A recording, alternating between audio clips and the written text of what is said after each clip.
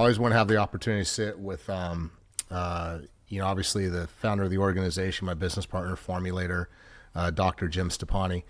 And so I think a lot of these topics that we talk about are really interesting because they keep coming up. And, we've been at this for 12 years. You've been formulating for 12 years, at least for the organization. You've been doing a lot longer than that. But pre-workouts obviously is just a topic that always comes up. And I remember when, we first talked about starting gym and doing all this, it really was surrounding the pre-workout category and the problems with it. And back then, and even today, I still think that some of those problems still exist within some of the pre-workouts. So I want to talk with you a little bit about that, get some, interesting facts about what people just need to be aware of, what you're doing, what the organization is doing, obviously, to try and expand in that category. And then just, explain to consumers about like some of the important factors that they need to consider. Because I think people just get so screwed up when they think pre-workout, they think flavor, feel, and price. And, so obviously we've taken that into consideration and, you've come up with a lot of different solutions. And so in 2013, or, when you launched Pre JYM, you changed the game, you changed the industry. And I don't think a lot of people today really understand just how that was. Before we get into some of the specifics, I think, can you explain a little bit about what were some of the things initially that you set out to change specifically in the pre-workout category from what was happening and the products that were available to consumers, and then what you decided to do in the form of the formulation, the transparency, and everything that kind of established the original Pre JYM? Yeah, so we're taking you guys back now to 2010, 11, 12 period. So for those of you who remember those days, the supplement wild west that was going on, particularly in the pre-workout category, which is, what we're talking about here. That's literally how I got into supplements. I had never planned on starting a supplement brand. I'm not a businessman. And, there's certain business, knowledge that you need to have that I don't have. So I never really considered going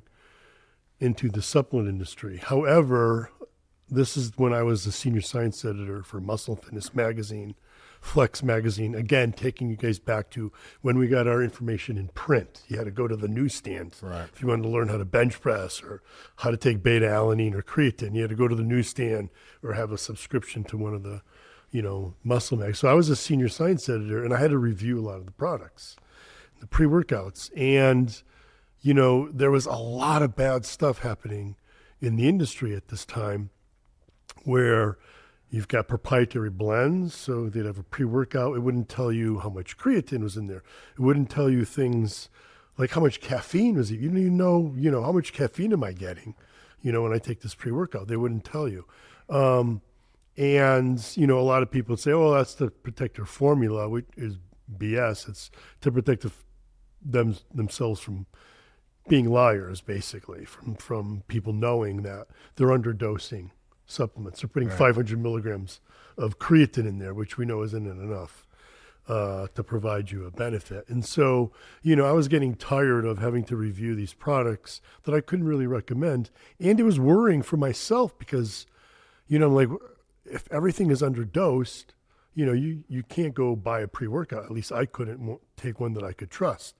So I was formulating products for people on paper, basically. Right. At my for Muscle and Fitness, in the articles, in my own website, jimstoppani.com, I was telling people, take this much creatine, this much beta-alanine, this much branch chains before you work out.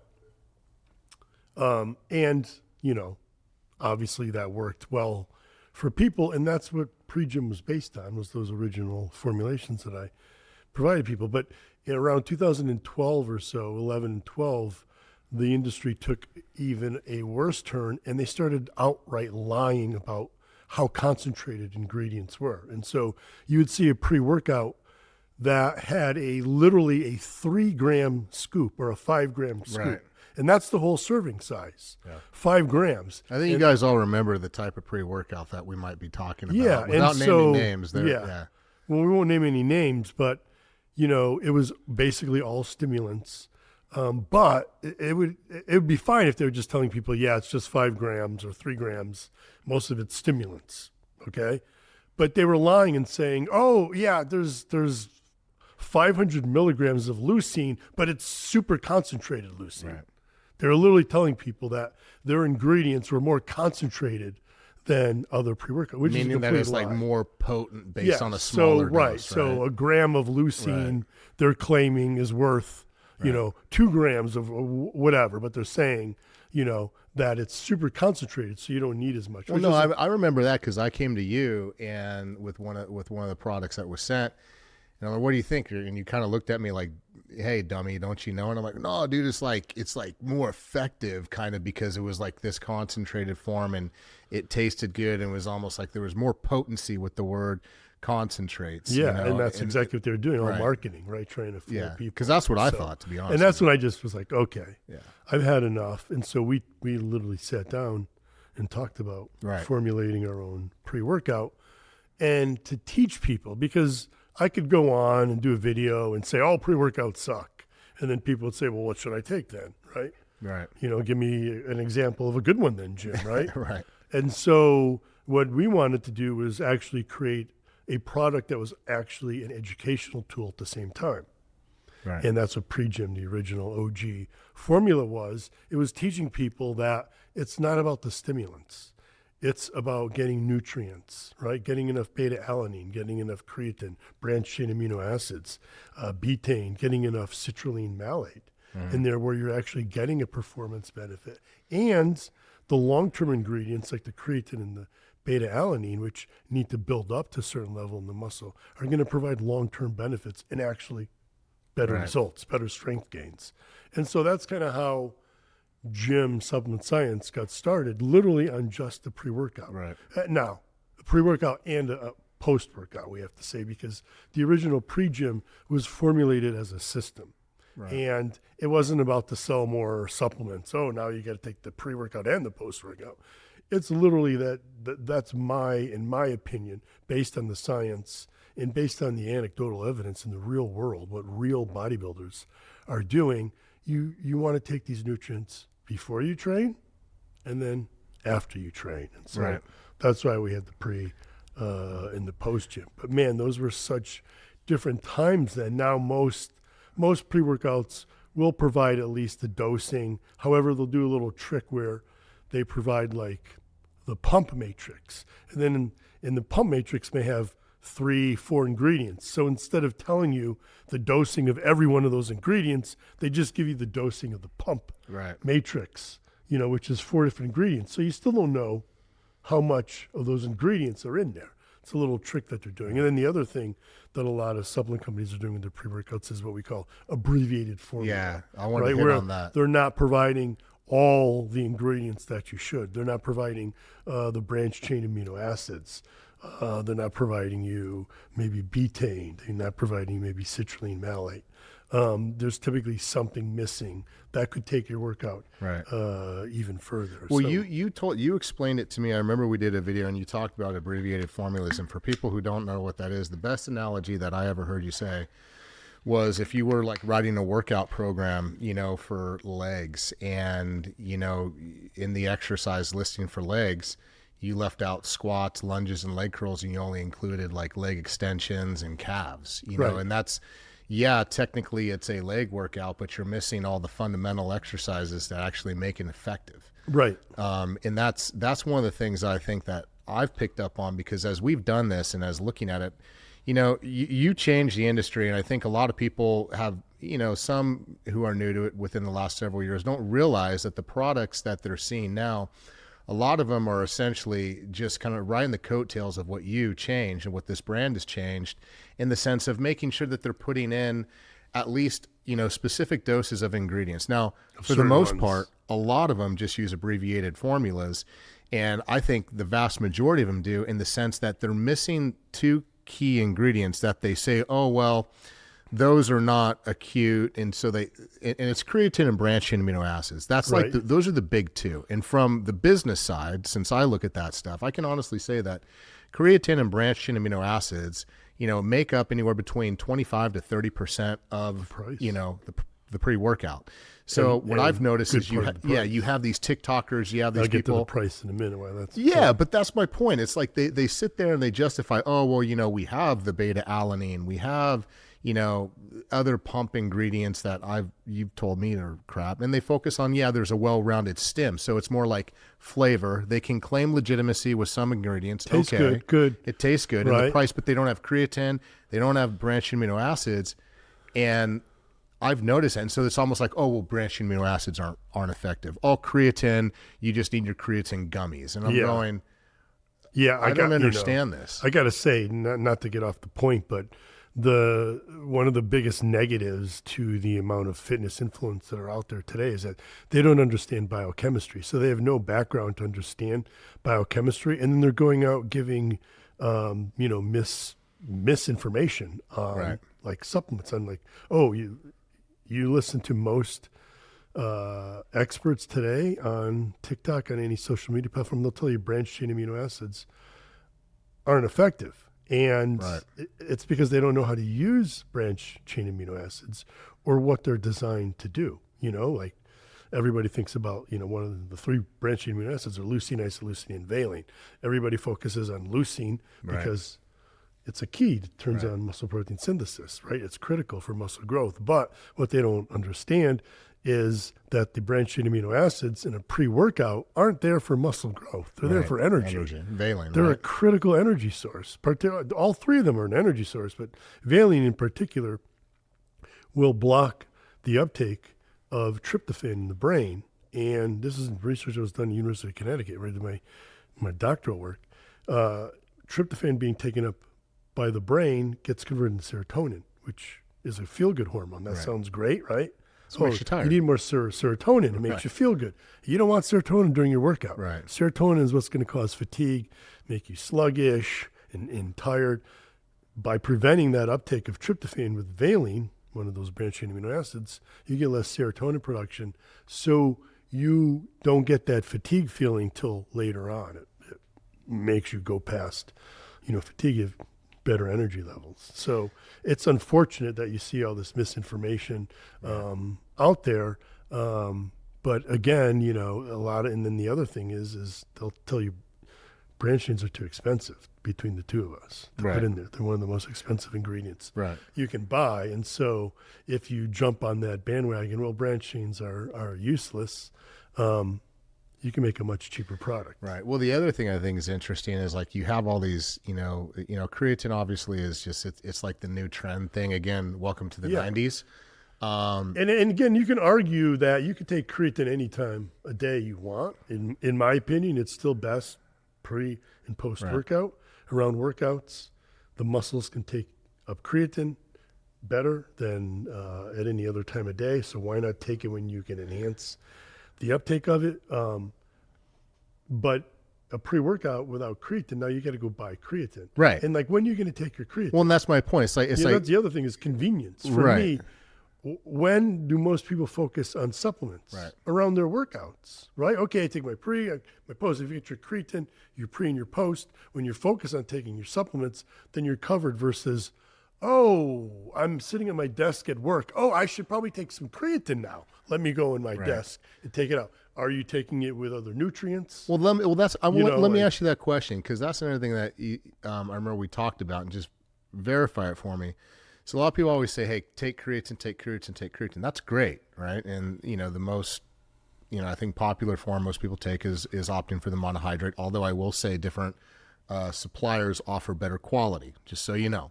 So not all creatine monohydrate is the same depending on where you're getting it from. That's number one.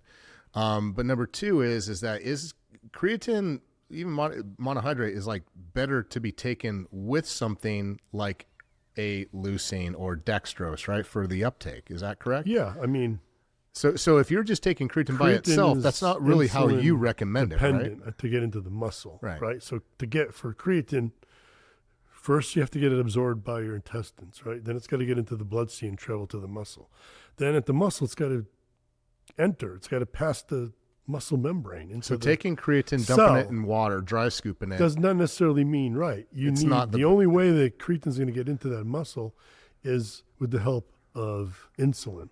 And that's like from leucine or Yeah, dextrose. Exactly. Well, even protein. You get a mix Well, of because it protein has a and natural carbs. leucine in it. So that's the Protein thing. and carbs. I tell people all the time, because you told me that, so many folks are who I know, and then this is like within just. But I mean, you could take creatine with your dinner if you want. As long as you're But the taking thing is like you don't that's want to be assuming taking too it much. literally in though. the middle of the day and just going, oh, I just took 5 grams of creatine. But that's and my nothing point. else. As a It's not- supplement brand, that's not optimal. But as a supplement brand, I think that these brands have an obligation and a duty to like not assume. Well, we assume that they're going to take it with a meal. We assume they're going to take it with a protein. That's one of the things you and I talked about. I remember when you were formulating is like, we can't assume that the consumers know what they're supposed to do. So let's make it convenient for them to where they don't have to think about it. You take all these nutrients before. Most people don't know. All these nutrients after with a meal. And you're good, and that's. But nobody's talking.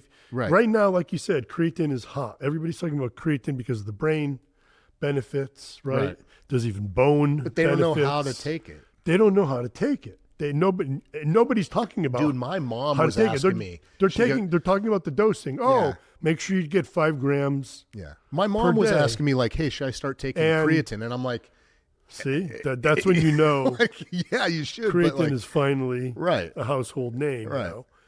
which it should have always been, right.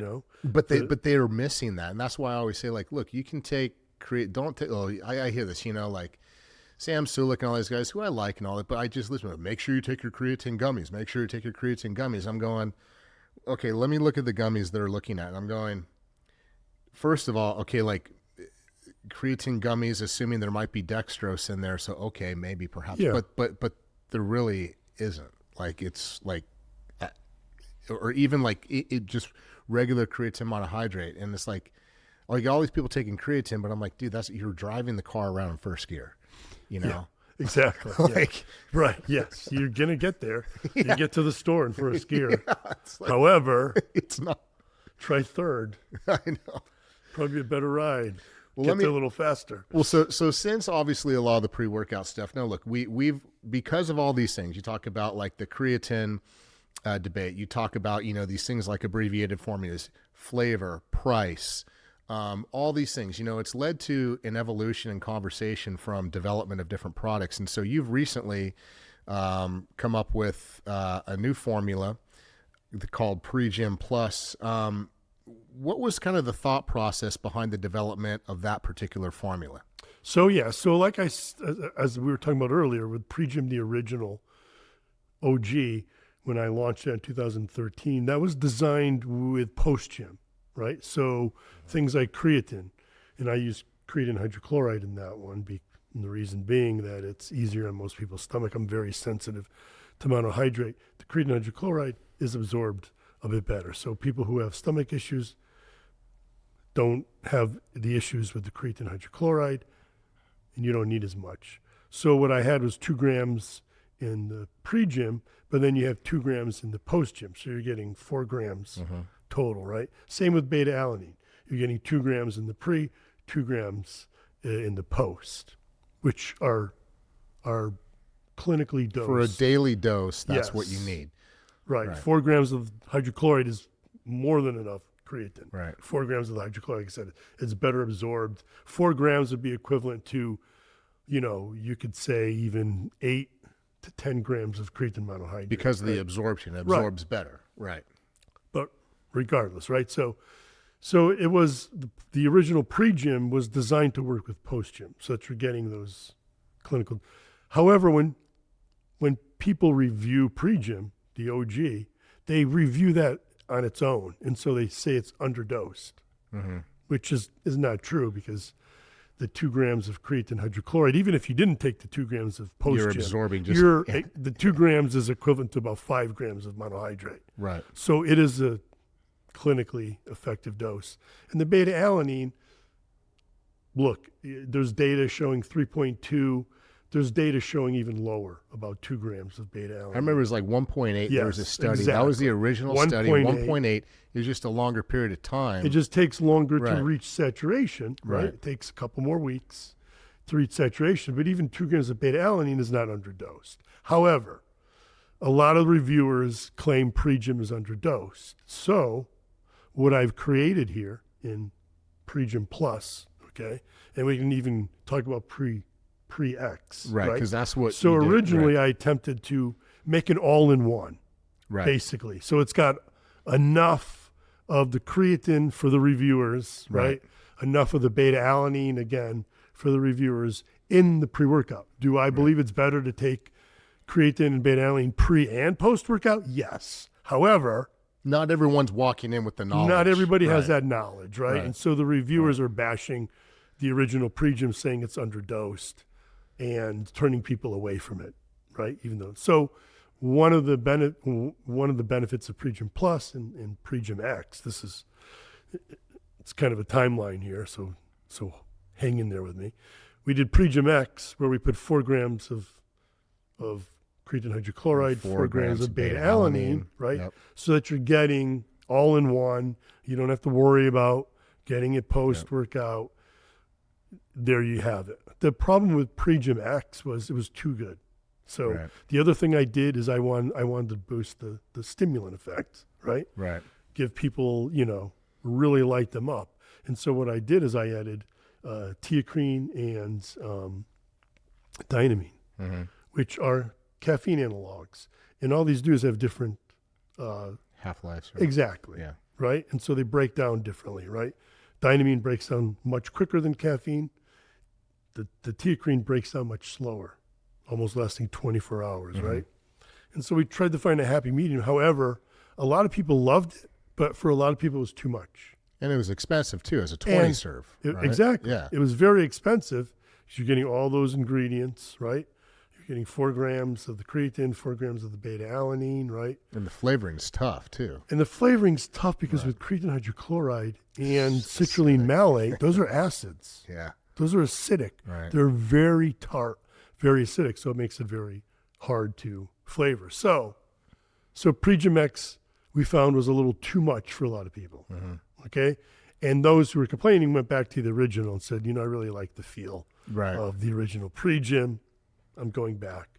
So this is a second attempt at doing a product that has everything you need in one product. You don't need to take the pre and post. Would I still recommend supplementing post-workout? Yes, I personally would, right? However, this is for the reviewers. We've got 5 grams of creatine monohydrate now, which is the other thing. So why did I switch to monohydrate in this one? There's a couple of reasons.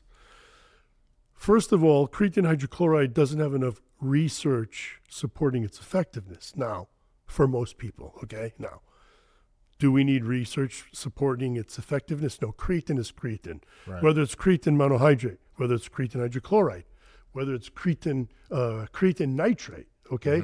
What's attached to the creatine doesn't matter. It's the creatine. It's the creatine. You're still getting creatine, right? You're still absorbing creatine. However, the majority of the research on creatine is done with creatine monohydrate. Right. It's original form, right? Creatine hydrochloride is an attempt to make it better, right? It increases its solubility. It goes into solution much easier. You absorb better. Creatine nitrate, they tried to attach a nitrate with it. Again, may help with the absorption, but it's also providing other benefits like a nitrate source, which we'll talk about in a minute for muscle pump and performance. But so I went with 5 grams of creatine monohydrate in the Pre JYM Plus, and I know I'm jumping around here, because a lot of people don't trust the creatine hydrochloride. And again, like you said, these are people who don't understand the science. I understand the science of how it works.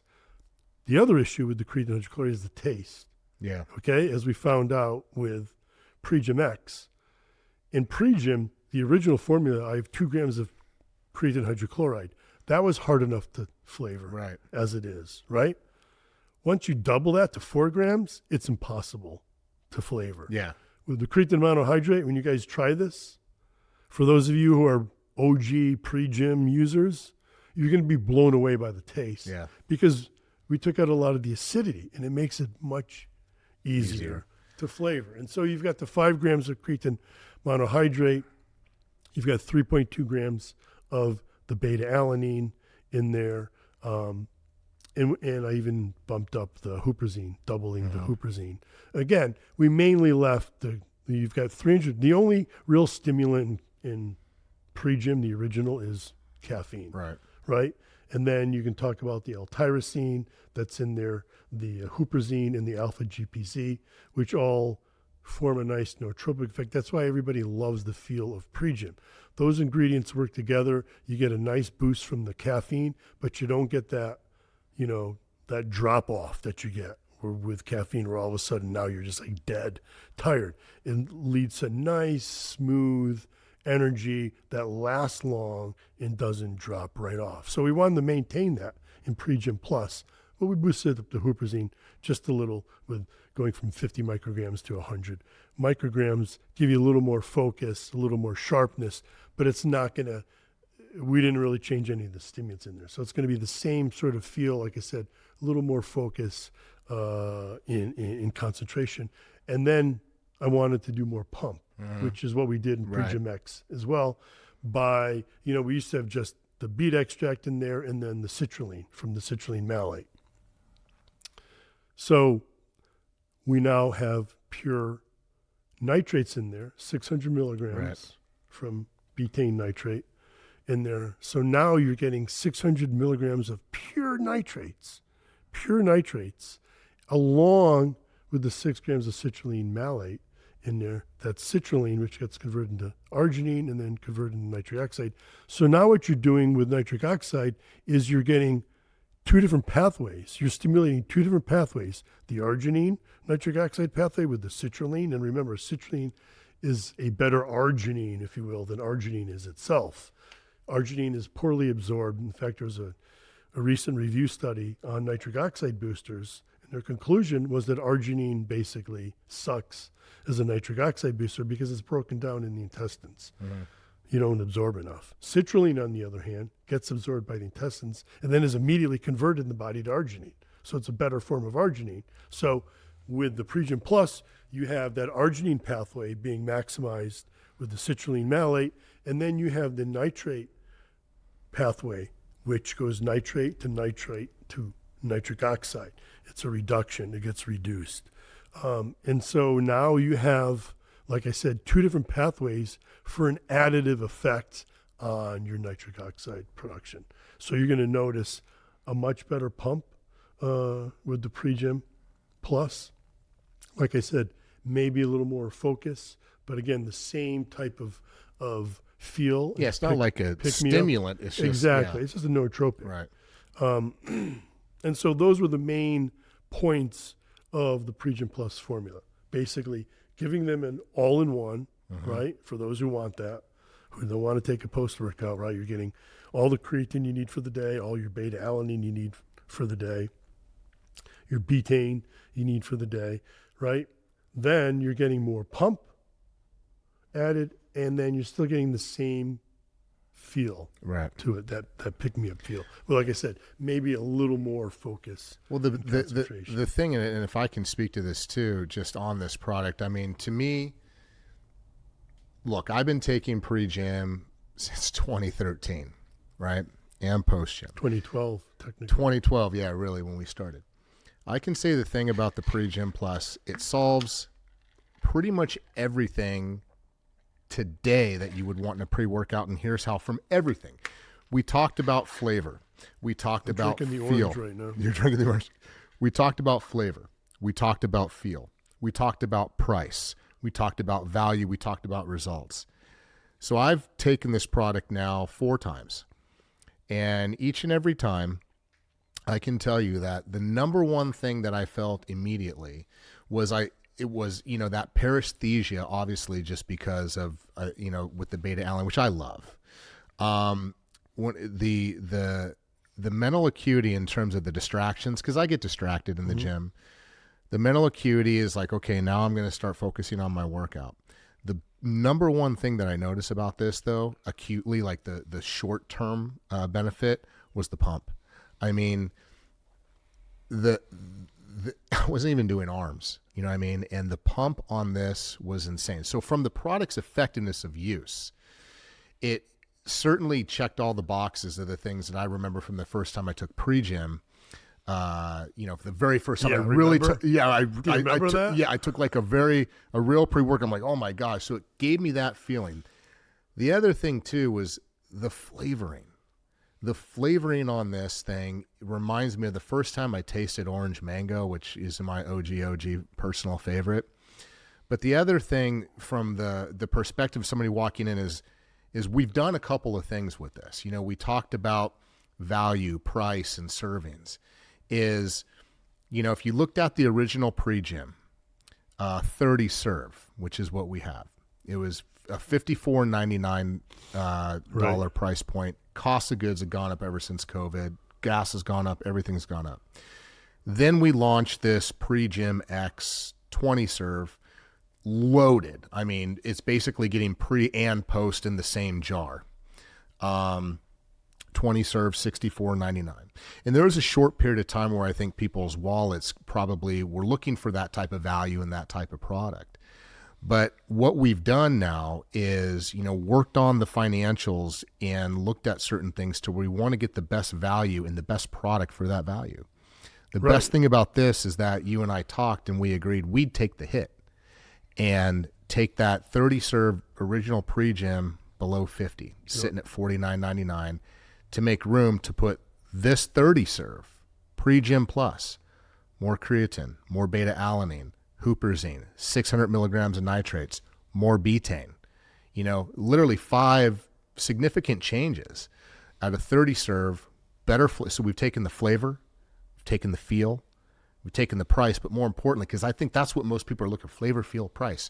But we're making sure we check those boxes with not only getting those three things obviously checked off, but then also making sure that once a person has the product, should they know what they're getting or not in the formula, they're getting the best possible product, I think, in their hands. Would you like to say it? Check on all the boxes on that? I think you would agree, right? For sure. We wouldn't put out anything that doesn't hit all those boxes. But it's interesting because, I could make the best pre-workout in the world, but like I said, which I think is Pre JYM X. However, for a lot of people, it's too much. Right. You know what I mean? It's too much. It's too much on the feel, and it's too much on the price, and that's the other thing you have to remember is people only have so much. So when you create a product, I could put 30 ingredients in a pre-workout that is going to blow your mind when you take it, right? Best performance, best. But if it costs you $100, who can afford that? Right. And so it has to also be affordable to the consumer at the same time. And so I think that's one of the areas that I think people don't understand where we really shine, because we're literally giving you a Lamborghini in supplements for the price of,